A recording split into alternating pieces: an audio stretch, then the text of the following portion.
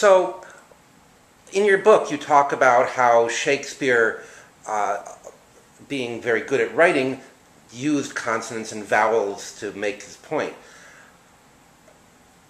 Expound on that a bit. Okay, well, the obvious example that I use particularly in my book is King Lear, for instance, or the Hamlet example is also true. For instance, Hamlet, at the end of one of his famous soliloquies, says, "O most wicked speed to post with such dexterity to incestuous sheets." Now, just in the process of doing that, you can tell how much it squinches up my face just to speak each and every one of those consonants. Well, the process of doing that puts stress in my face, which stirs an emotion. So that Shakespeare recognized perhaps better than anybody how the process of speech generates emotion. And quite often, it's simply by putting our attention on the very specific vowels and consonants that Shakespeare has given us to speak that we can generate that emotion, as opposed to doing this modern kind of sense memory kind of going back to childhood and remembering all the sad, disappointing things that have ever happened to you, and then trying to, gin that up for the sake of creating emotion for an audience.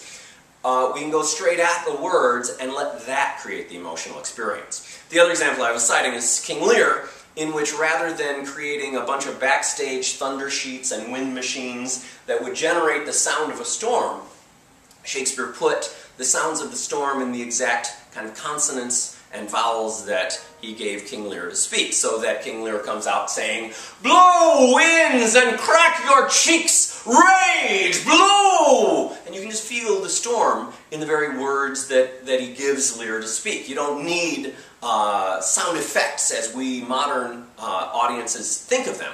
And usually sound designers see this as their great challenge, is to create the storm that's going to go along with King Lear's speech. And they create all this noise that drowns out the words that King Lear has to speak. But it's what I call an oral, what's the word? Usually it's subliminal. This is like suboral. It's a suboral effect, so that in the process of listening, we begin to feel the storm. We get images, sound images of the storm kind of running in the back of our minds as we're watching this actor recite the role of King Lear. Onomatopoeia. Yes, there are onomatopoeic words in there, and just particular syllables. That K syllable in crack gives you the crack of the thunder that accompanies the lightning, for instance. So is that how you chose which monologue to do in a lot of Shakespeare? No, that's why I choose Blow Winds, is to introduce students to that concept, really. I chose, the particular ones that I chose, I want monologues that are going to blow people's minds. So they're going to go, Shakespeare wrote that? So that for instance, so from All's Well That Ends Well, I used a monologue, "Are you meditating on virginity? It is not politic in the commonwealth of nature to preserve virginity." Things that are going to make people go, "Oh, I get that. I understand. That's like that could have been written this year."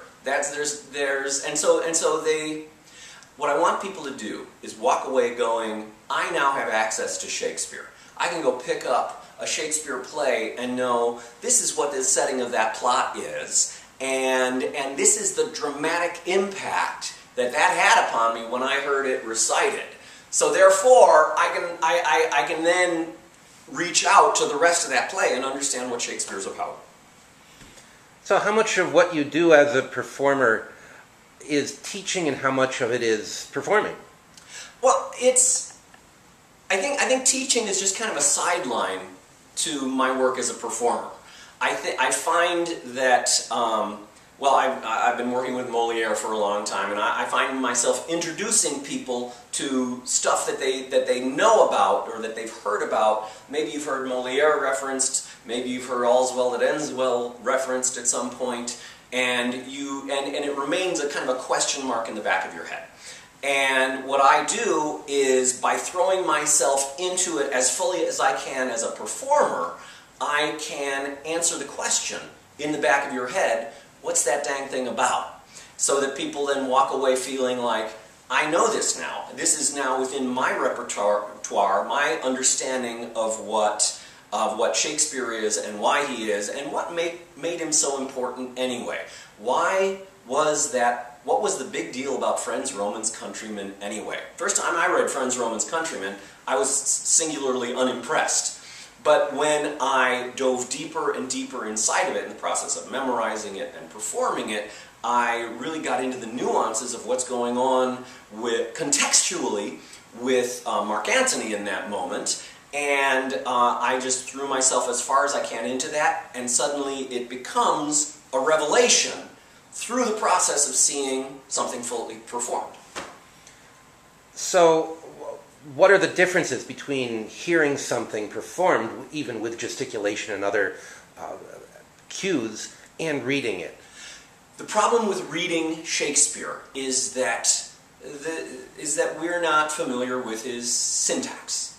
And we don't realize as we start reading a sentence how many dependent clauses we're going to be stumbling through in the course of reading that sentence before we actually hit a period.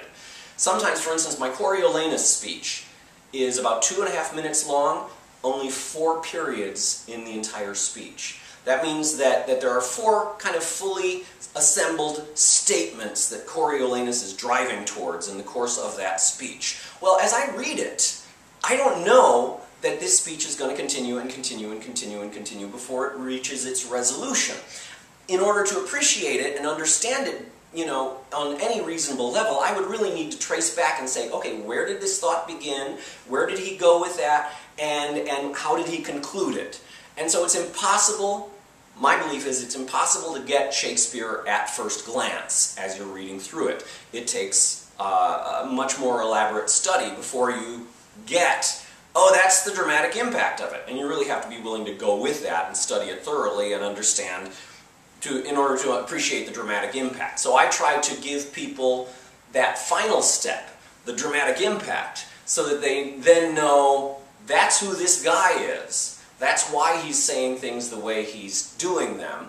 And now I can read that speech and understand it at first glance. Once they've seen it performed this way, they no longer have any questions about what the tone is or the intent is.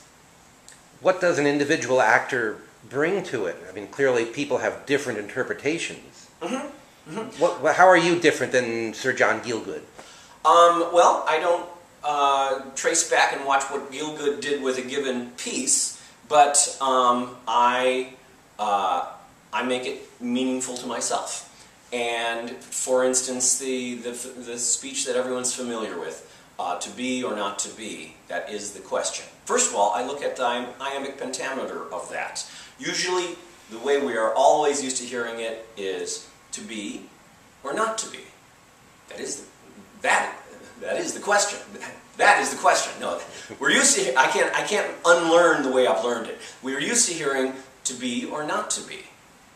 That is the question. But it's really to be or not to be. That is the question. So if you really feel the iambic pentameter, that it's a different reading. And it means that Hamlet is searching for a slightly different answer than what we get in the usual reading of him. And going on from there, there's a clause that can be interpreted about 5 different ways, and I selected my way. Whether 'tis nobler in the mind to suffer the slings and arrows of outrageous fortune, or to take arms against a sea of troubles and by opposing end them. To die. To sleep no more, and by a sleep to say we end the heartaches and the 1,000 natural shocks that flesh is heir to. Now in that sequence, the phrase no more can be read a dozen different ways. It can be to die, to sleep, no more. No more, let me not even think about it. Or to sleep, no more sleeping, I'm going to be dead. Or it can be to die, to sleep, no more. There are a million different ways, but it wasn't until I really worked through it a million times that I then got that no more says it's no big deal. It's no more than to sleep. To die is nothing more than sleeping. And so in that moment, Hamlet is tossing it off. I could die. I could do this right now. And it's not until he's ready to do this right now that he then comes back and says, to die, to sleep, perchance to dream. Aye, there's the rub. It isn't until he realizes, but he then follows up to say, for in this sleep of death, what dreams may come when we might shuffle off this mortal coil must give us pause. So then it's the concerns creep back in. Up until now, Hamlet's been thinking, I could just be dead and not have to worry about this, not have to deal with this, not have to take action. I can just die and live existence on another plane. But when he realizes that it's that big question mark of what comes after death, that he really can't define what it is, that he then has to deal with things. If that makes sense.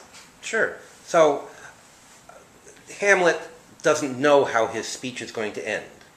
He is searching. Right, yes, and it's not the same way that you've heard it a million times. So what people respond to in that Hamlet speech, for instance, is when they hear I'm delivering it in a different rhythm than they've heard it every other time that they've heard it, they sit up and have to listen for the first time. Because otherwise, it's like hearing a song that you've heard a million times, a different singer singing it, but you're just listening to hear if they hit the high note or not. But if that song takes a different twist, puts in a different melody, works with a different instrument than you're used to hearing, you have to listen in a whole different way. You have to engage your brain in a new way. And so, hopefully, what I'm doing is stimulating people to kind of engage their brains better. Well, aren't you doing that by making your entire lot of Shakespeare interactive? Yeah, and I mean that's a different manifestation of the same goal, which is to make it accessible. And so people then have to pay attention to watch the Iago card to see if they've won the T-shirt. They can then kind of wait with fascination to see if they're going to get their favorite monologues, or the monologue that they've been dying to hear, or the monologue that's next on their list. But they can also hear it in a new way, get exposed to something that they hadn't heard before, and walk out, excited about Shakespeare in a different way. The best response that I get from people, either with Molière or Shakespeare, is I get some, if there's one student in the audience that walks up to me and says, I'm going to go read everything Molière ever wrote, or I'm going to go walk out of here and go read everything Shakespeare ever wrote, then, I've been successful. Is that what you want? I mean, what do you want people to take away from your Fringe show? Excitement, fun, pleasure, a way of looking at Shakespeare, a feeling like they have something kind of within their range that is now accessible to them that wasn't before. So, in other words, they should feel empowered from seeing my Shakespeare show. They should feel empowered to now go to Hamlet, or Timon of Athens, or Titus Andronicus, or Twelfth Night, and say, this is now available to me in a way that it wasn't before. Okay, well, slightly switching topics here. You've been to a lot of different Fringes and performed in a lot of places. Mm-hmm. How is the Minnesota Fringe Festival different than other Fringes? It's got a fantastic website that is so interactive that people obsessively check it. And especially the links to the audience is kind of empowered to submit reviews online and talk about shows. I will get 20 through the course of my week and a half here. I will get 20-25 reviews posted about my show, which people then will check to follow up on how's that show doing. Do I want to go see that one? Do I want to see another one? It's one of the few Fringes in which buzz is a reality, that people talking about a show builds the audience of that show. My very first Fringe here was Criteria at Intermedia Arts. I didn't know anybody in Minneapolis. And I started out with maybe 15 people in my first audience. And by the end of that run, I had like 85 people in the audience. And so people usually talk about buzz, and they mean you'll go from having 15 people in your first audience to having 20 people in your last audience. And that's, or maybe 40, 45. But here I find that it does make a significant difference to go from a house that is less than 1/4 full to a house that's almost full. How does that affect you as an actor? Well, I make more money, which is always good.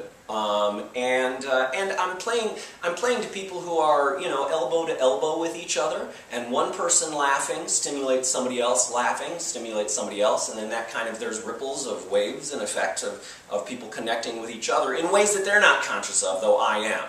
I'm aware that having 100 people in a small room is hugely powerful. And stimulates a dynamic response among the audience in a way that having a dozen people in those same 100 seats is not. So it has a geometrically expanding impact on the quality of the show, or the quality maybe not of the actual show that you're watching, but the experience of that show. Okay. So give us one more either performance or little bits of a Shakespeare thing that you're going to do at the 2011 Minnesota Fringe Festival if the proper ball comes up. Okay, let's see what we get. Actually, it's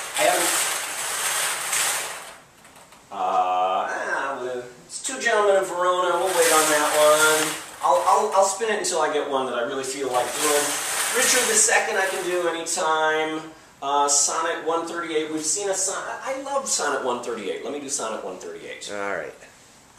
Which is, when my love swears that she is made of truth, I do believe her, though I know she lies. That she might think me some untutored youth, unlearned in the world's false subtleties. Thus, vainly thinking that she thinks me young, although she knows my days are past the best, simply I flatter her false-speaking tongue. On both sides thus is simple truth suppressed. But wherefore says she not she is unjust, and wherefore say not I that I am old? Ah, love's best habit is in seeming trust, and age in love loves not to have years told. And so, I lie with her, and she with me. And in our faults, by lies, we flattered be. Okay, any last thoughts? I'm very much looking forward to it. I'm at the Bryant Lake Bowl this year, and so it so happens that I'm staying just about 5 blocks away from the Bryant Lake Bowl, so I don't even have to drive to get there. So I'm looking forward to this. Well, which also means I can go straight from the Bryant Lake Bowl to hang out at Moto I think right. it is afterwards. Then I can just stumble home from there. So I'm looking forward to this Fringe. Great. Well, thank you very much. Thank you.